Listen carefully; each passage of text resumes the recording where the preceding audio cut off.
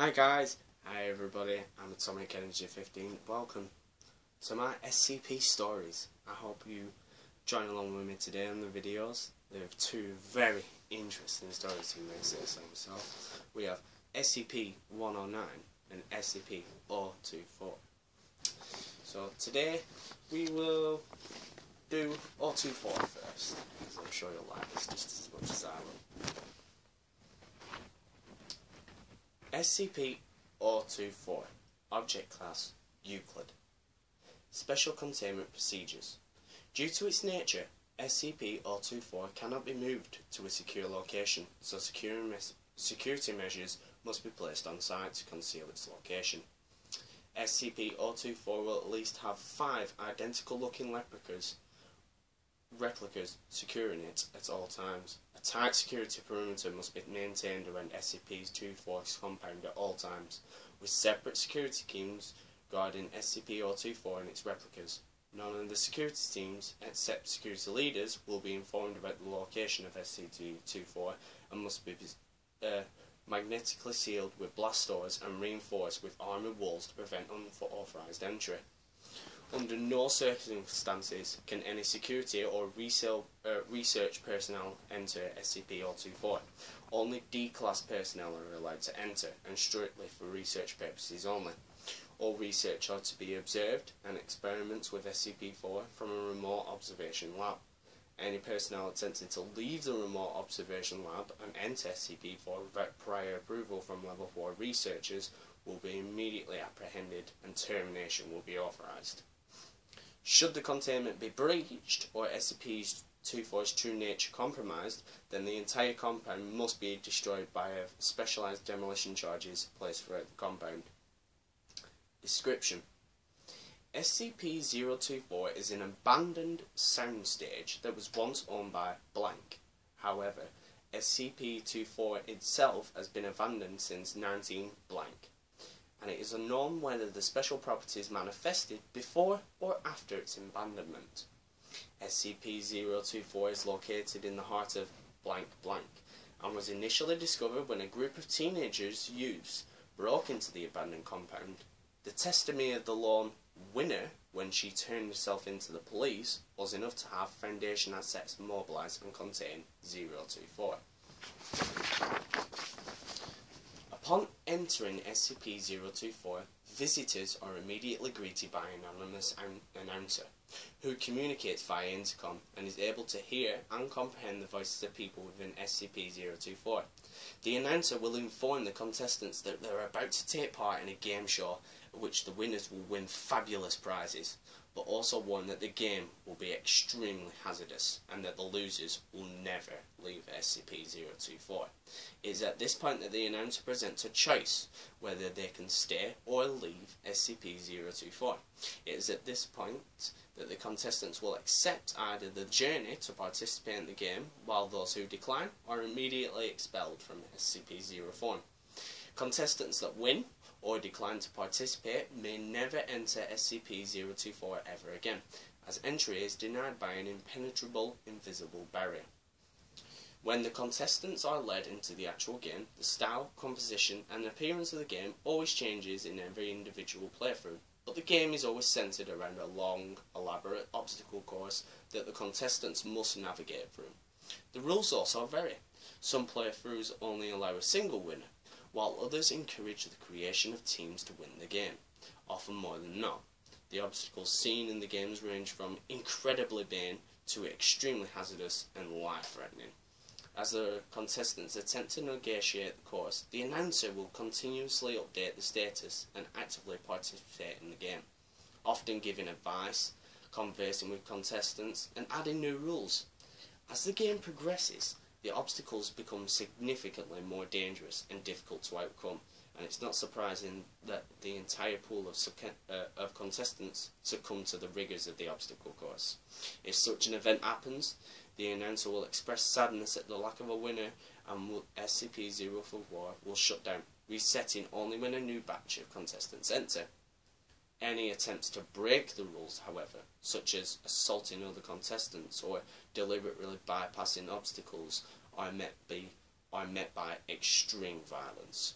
The announcer will call out the offending contestant, who will be quickly and forcibly ejected from the course by studio guardians. These studio guardians will immediately materialise within SCP-024 when called upon by the announcer and disappear when not needed. The contestant will never be seen again. When the winner is declared, he or she will retrieve a random grand prize. Any contestants that have survived the course but failed to win are immediately declared losers by the announcer. The lights will switch off and the winner will immediately appear outside 024 with his or her prize, while the losers completely disappear. However, the most mysterious aspect of 024 is that after every minigame, a VHS tape or a DVD will appear in the mailbox outside SCP-024's main entrance. This is a recording of the complete record of the game that was previously played, even though winners claimed that they've never seen any cameras or recording devices inside 024. And even more strangely, a live studio audience can be seen in the background cheering the contestants on. Again, winners have claimed not to see any live studio audience while inside 024. Addendum 1. So far, the list of prizes awarded to winners has included, but not as limited to, cash prizes, electronics, various consumer goods, cars, collectibles, full paid vacations to various countries, data exposure. Close examination of these prizes have confirmed that they are completely genuine and possess no unusual abilities or characteristics whatsoever. These also appear to have no consistent pattern of what the prizes will be next. Addendum 2. In an attempt to track where the losers have gotten, the GPS locator beacons were planted on the subjects D24 through D25 and group 245, which was sent into 024. When the losers are taken away, all signals from the beacons are completely lost. This is because the beacons were either destroyed or the losers were taken to the area that cannot be located via GPS, which is currently unknown. Addendum 3. The announcer living within 024 appears to be sentient and aware of events that take place outside of the compound. During a test with group D523, which consisted of Dr. Blank, the announcer instead engaged in conversation with Dr. Blank. Analysis of the conversations have shown that the majority of subjects are centered around pop culture and information distributed through television, implying that 024 is somehow able to access and intercept television signals, cutting all power on signal lines, as well as removing any potential wireless receiving equipment from SCP-024. This does not affect 024 in any kind of way, and this became clear when no other contestants will participate, and the announcer kindly asked Dr. Blank to leave SCP-4 and suggested he should return with more contestants. Addendum 4. The studio guardians that the announcer uses to enforce the rules vary in appearance every game. Just like the course, if they appear, the course will always be dressed in the manner that matches the theme of the obstacle course. The only common attributes that the guardians have is that they share humanoid appearances, ability to suddenly appear and disappear, superhuman strength, and the face concealing massive headgear. However, winners have claimed that the Guardians have no apparent shape or form inside SCP-024, instead appearing as a huge, shadowy figures that engulf the offender. So that's 024, as you can see. My sort of view on this is that it's a very weird sort of like SCP, really. It's a game show where the guy makes people participate in the game. When they lose, they die. Basically, I don't know where they go, but I wouldn't like to call on that. It says here that it's hidden among 5 other replicas to conceal its location as well. But if you like that story, you could go on the page. It's 024 SCP-024. So next is SCP-109. Object Class Euclid. See Amendment 1. So we'll go to Amendment 1. Upon the item's discovery to Site-19, it is given the object class as safe, but tests have concluded on the item that the uncertainty surrounding the test results prevented Gen blank to upgrade the class to Euclid. Special Containment Procedures. SCP-109 is currently located in a non-critical storage unit 7 and requires no active monitoring and should be removed from the unit except to be transported to a research facility, which is only done by personnel by level 3 clearance or higher. When replacing SCP-109, personnel should ensure that it is firmly closed and that it is placed on the moulded pedestal in an upright position. Description: SCP-109 is a standard issue use United States Army canteen, circa 1899, made of tin alloy and fitted with a heavy cotton cover and black leather strap. When opened, the item seems to be completely nearly full of water, and a seemingly unlimited amount of water can be removed from the container without changing the water's level or item's mass, which remains at a consistent 3.5 kilograms. Probes of the interior of the container reported the estimate of about 2.8 litres and the shape consistent with the outside. The water in SCP-109 is of a slight blue-grey tint, with concentrations of 20 ppm tin and 170 ppm of other electrolytes. The water remains at a consistent temperature of about 19 degrees, but can be heated and cooled when moved to other locations. Addendum 2. Recently a request was filled and granted by Dr. Blank for permission to water an orchid plant grown in his office with SCP-109. Staff should only be notified that Dr. Blank uses this for purposes of only small amounts every Friday. Addendum 3. It has come to my attention that the new D-Class personnel have often dared to empty the bottle.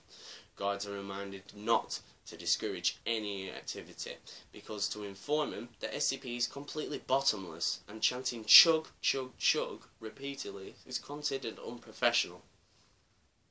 Additional information. Due to a range of tests concluded on SCP-109, the section has been provided to test any results in dates with order and confidentiality. Test 1. Subjects embedded in water of SCP-9 reported that it was very refreshing, despite the very high metal content. Very tasty. Urine samples compact as normal. Test 2. A follow-up to Test 1. The subjects were dehydrated themselves for 1 full day before embedding water from SCP-109. Test remains unfinished as subjects were unable to provide urine samples. Test 3. Subject bathed in water from 109 and subject reported increased energy and much improved complexion following the bath. Test 4. Streptococcus bacteria was cultured in the water from SO9 and thrived and multiplied very quickly. The water from MO9 administered a subject suffering from septical infection, and it killed nearly all the bacteria and produced a full recovery within 24 hours. Test 5. A blood substitute created using the water from 109 was given a transfusion by a pedestrian hit by a drunk driver. The subject showed no main symptoms and the transfusion made him a full recovery. Subject's physical therapy concluded 6 weeks early. Test 6. Water from 109 administered to various plant organisms which remained very healthy and showed no signs of malign symptoms. One proportion for a test has been discussed one time and it has been involving the combination of 109 and SCP-402, but due to the risk of losing either one or both items creating a very hazardous situation, this test has not been concluded. So, that's 109. It seems roughly about this shape, a little cap on the top, and when you unscrew it, you can tip almost an endless amount of water out of it, and it's very refreshing in a kind of way, which I would sort of love to have, really, more than anything else. You could literally fill the entire world with water within a couple of days, basically, and it'll be unlimited free water. You wouldn't have to pay your water bill or anything like that. And also at the end it said the SCP-402. We've talked about 402. It's the self-contained mini black hole. And they were testing whether if they poured water into the black hole, how much water would the black hole really take in before the black hole grew bigger. But obviously they can't create that because it could create a very hazardous situation where it could breach contamination and the whole world could get sucked into this black hole. So it's not been concluded yet. So there we go. 109 and 024. I really enjoyed the stories today and I hope you enjoyed reading along with me today. As always, please like, leave and subscribe. If you want to leave a comment for my next SCP story, then please do. Put them in the comment below. Not a problem with me. As I always say, I am Atomic Energy 15. Peace out, guys.